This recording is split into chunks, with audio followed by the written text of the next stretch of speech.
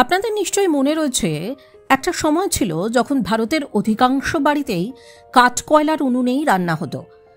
তবে যুগের পরিবর্তনের সঙ্গে সঙ্গে সময়ের পরিবর্তনের সঙ্গে সঙ্গে সেই সমস্ত কাঠকয়লার উনুনের জায়গা দখল করে রান্নার গ্যাস অর্থাৎ এলপিজি সিলিন্ডার।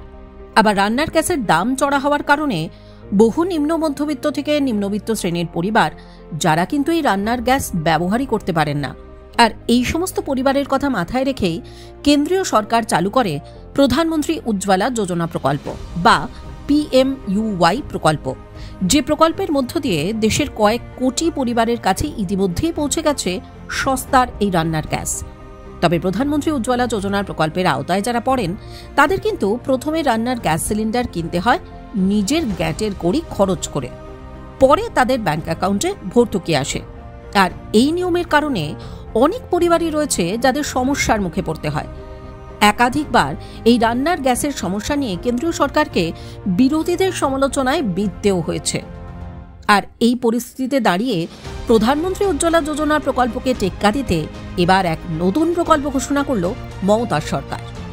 যে ঘোষণায় বলা হয়েছে এবার রাজ্যের দারিদ্র্যসীমার নিচে বসবাস করা পরিবারকে দেওয়া হবে ধোঁয়াহীন উনুন। যথেষ্ট বড় ঘোষণা রাজ্য সরকারের তরফে, এবং তা দেওয়া হবে মোট 1 কোটি পরিবারকে।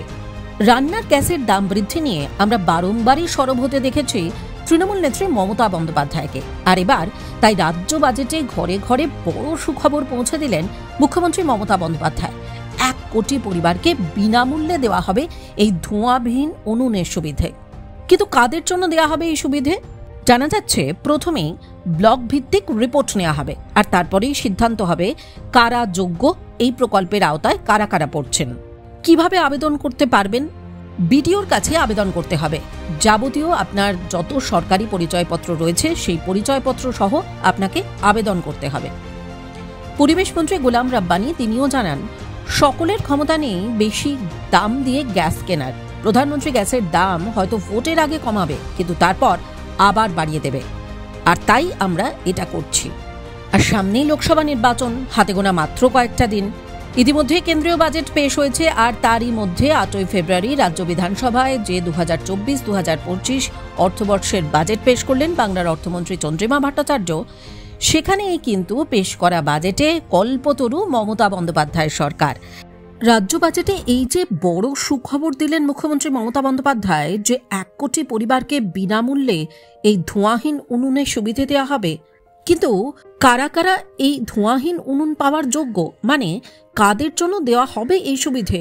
জানা যাচ্ছে প্রথমে ব্লক ভিত্তিক রিপোর্ট নেওয়া হবে, আর তারপরেই সিদ্ধান্ত হবে কারা যোগ্য এই প্রকল্পের আওতায় আসার। আর কিভাবে আবেদন করবেন?